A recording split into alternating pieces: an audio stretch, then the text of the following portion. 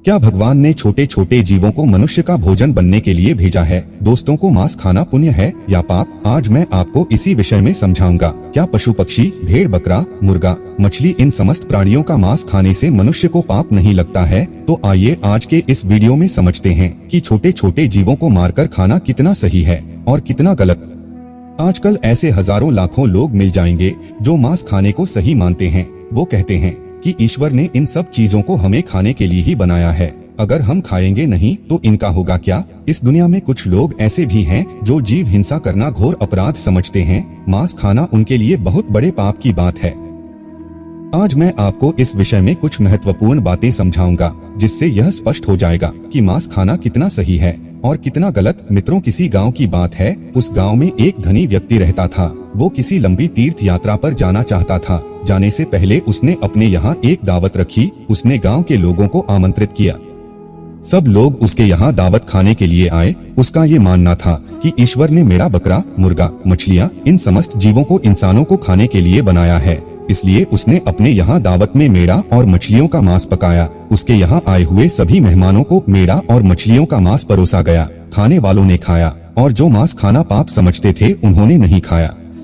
भोजन कार्यक्रम समाप्त होने के बाद उस धनिक ने सभी मेहमानों को विदाई से पूर्व एक जगह बैठाकर कुछ भाषण देना शुरू किया। कई तरह की बातों पर उसने लोगों को समझाया। उन बातों में एक बात ये भी थी कि परमात्मा कितना कृपालु है। उसने अन्य भोजन के साथ साथ मनुष्यों को खाने के लिए स्वादिष्ट मछलियाँ और कई तरह के पशु पक्षियों को जन्म दिया है।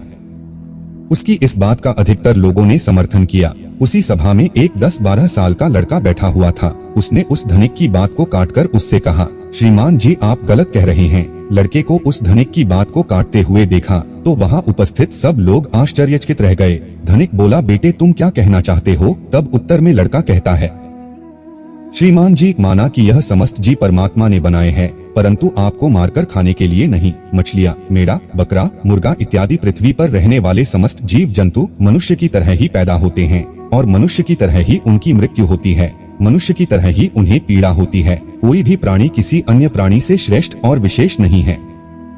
वो अलग बात है कि आपकी बुद्धि विकसित है और पशुओं की बुद्धि इतनी विकसित नहीं होती, लेकिन आपकी विकसित वृद्धि का यह मानना गलत है कि अधिक शक्तिशाली और बुद्धिमान प्राणी अपने से कम शक्तिशाली और कम बुद्धि वाले जीवों को खा सकता है। यह कहना गलत है कि ईश्वर ने ये मूक प्राणी हमारे भोजन के लिए बनाए हैं। हम अपने स्वाद के लिए, अपनी जीविका के लिए, अपने शरीर के पोषण के लिए किसी को भी जब चाहे मारकर खा सकते हैं। बात सिर्फ ये है कि हम इतने ताकतवर और चतुर हैं कि जब चाहे उन्हें पकड़कर मार सकती है। अपनों से कमजोर पर तो दुनिया रौब दिखा लेती है। इसका मतलब ये नहीं कि वे आपसे कमजोर है, आपकी पकड़ में आ जाते हैं तो भगवान ने उन्हें आपके खाने के लिए बना दिया है। जरा सोचो, मच्छर और पिशु हमारे शरीर का रक्त पीते हैं, उन्हें हमारे शरीर का रक्त बहुत अच्छा लगता है। शेर, चीता और भेड़िया, उनको भी हमारे शरीर का मांस बहुत स्वादिष्ट लगेगा और भी जब चाहे हमें पकड़कर हमारा शिकार भी कर सकते हैं। तो इसका मतलब यह नहीं हुआ कि भगवान ने हमें शेर, चीता, भेड़ियों के लिए बनाया है। यदि आप ऐसा मानते हैं तो फिर शेर, चीता, भेड़िया से अपनी रक्षा क्यों करते हो? आपका भोजन भगवान ने मेढ़ा, बकरा, मुर्गा, मछलियों को बनाया है तो शेर, चीता, भेड़ियों का भोजन आपको जरूर बनाया होगा। दोस्तों, यह उन मनुष्यों की अज्ञानता का नतीजा है जो दया से रहित हो चुके हैं, जो अपने से कमजोर, दुर्बल और मूक प्राणियों को पकड़ लेते हैं और फिर उन्हें अपना भोजन मानते हैं। अगर आपसे शक्तिशाली प्राणी आपको पकड़कर अपना भोजन माने तो आप बचने के लिए क्यों छटपटाते हो? उसे अपना शरीर क्यों नहीं खा लेने देते? शायद भगवान ने ही आपको उसका भोजन बनाया हो। उस छोटे से लड़के का जवाब सुनकर धनिक का मुंह बंद हो गया। सब लोगों ने ताली बजाकर उस बच्चे के जवाब का समर्थन किया। लड़का बोला, सुनो, मैं तुम्हें भगवान श्री कृष्ण का एक और उपदेश सुनाता हूँ। एक बार भगवान मुरली मनोहर एक पेड़ के नीचे बैठकर मुरली बजा रहे थे। तभी विपत्ति का मारा एक हिरन तेजी से भागता हुआ आया और भगवान श्री कृष्ण के पीछे छुप गया। वो मृग बहुत ही घबराया हुआ था। मृग अत्यंत भयभीत देखकर भगवान ने मुरली बजाना बंद कर दिया और उस मृग से पूछने लगे, हेमराज, तुम इतने व्याकुल क्यों हो? तुम्हें क्या दुख है? किसके डर से तुम छुपाने का प्रयास कर रहे हो? श्री कृष्ण मृग से ये पूछ ही रहे थे, तभी हाथ में धनुष बाण लिए वहाँ एक शिकारिया पहुँचा और बोला, हे बालक, इस मृग को मुझे दे दे, यह मेरा शिकार है। मैंने इसे आखेट बनाने के लिए काफी दूर से इसका पीछा किया है, इसलिए इस पर मेरा अधिकार है। शिकारी की बात का जवाब देते हुए भगवान श्री कृष्ण बोले, हे व्याध, किसी भी जीव पर किसी का अधिकार नहीं होता। हर जीवित प्राणी पर केवल उसका ही अधिकार होता है। शिकारी कहता है, नहीं नहीं, ये मेरा शिकार है और मैं इसे मारकर इसके मांस को पकाकर खाऊंगा। तब श्री कृष्ण कहते हैं, हे निर्दयी प्राणी, किसी को मारने का अधिकार तुम्हें किसने दिया? ये अधिकार तो उसको भी प्राप्त नहीं होता जिसने उसे जन्म दिया है। किसी भी जीव को मारना पापों की श्रेणी में आता है। क्या तुम धर्म को नहीं मानते? तब शिकारी कहता है, हे मनमोहक बालक, मैं तेरे जितना ज्ञानी तो नहीं हूँ, पर इतना जानता हूँ कि मांस का भोजन करना पाप नहीं है। जीवों को मारकर मैं उन्हें इस योनि से आजाद करता हूँ, फिर आपको क्या आपत्ति है? वैसे भी कोई ना कोई इन्हें मारकर खा ही जाएगा। अगर जीव हत्या पाप है तो राजा लोग इन्हें मारने का शौक क्यों रखते हैं? शिकारी की बात सुनकर श्री कृष्ण समझ गए कि इसकी बुद्धि हिंसा करते करते मांस खाते खाते मंद पड़ गई है। इसका विवेक उचित अनुचित का निर्णय करने के काबिल नहीं है। तब भगवान श्री कृष्ण उसे एक कहानी सुनाते हैं कि व्याध, इस कहानी को ध्यान से सुनना कि लोग मांस क्यों खाते हैं और इसे खाना पाप है या पुण्य। मगध देश में एक बार भयंकर अकाल पड़ गया था। लोगों की फसलें नष्ट हो चुकी थी, चारों तरफ भुखमरी फैल गई थी। वहाँ के जो राजा थे उन्हें इस बात की बहुत चिंता हुई कि लोगों की भूख की समस्या का समाधान कैसे निकाला जाए। उन्होंने एक सभा लगाई और अपने सभासदों से पूछा कि लोगों को भोजन देने के लिए सबसे सस्ती वस्तु क्या रहेंगी। राजा की बात सुनकर सभी सभासद सोच में पड़ गए कि इसका क्या उत्तर दिया जाए। गेहूं, चावल, आलू उगाने में बड़ी मेहनत लगती है। तब उस सभा में एक मांस खाने वाला व्यक्ति बैठा था। उसने सोचा कि मांस को भोजन में शामिल करने का यह अच्छा मौका है।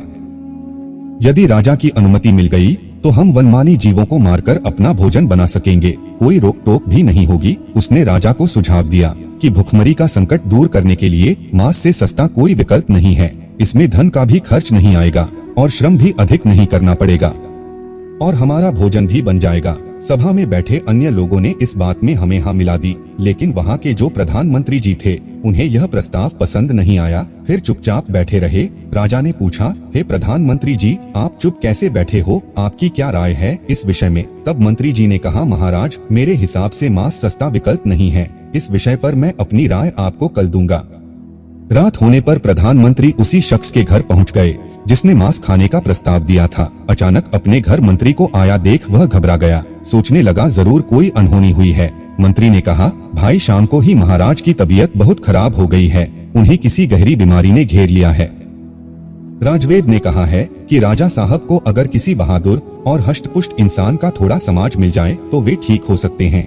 आप महाराज के बहुत विश्वास पात्र हैं, इसीलिए मैं आपके पास आया हूँ। आप राजा को बचाने के लिए जरूर अपने शरीर से थोड़ा मांस निकाल कर दे सकते हैं।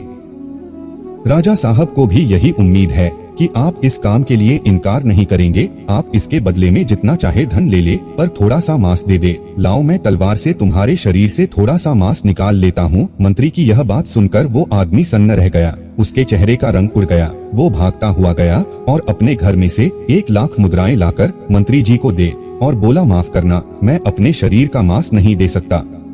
इसके बदले में आप ये पैसे ले जाइए और किसी और को ये पैसे देकर उससे मांस खरीद लीजिए। मित्रों, मंत्री जी बोले, नहीं भाई, राजा ने विशेष रूप से आपका ही मांस लाने को कहा है क्योंकि आप बहुत तंदुरुस्त है।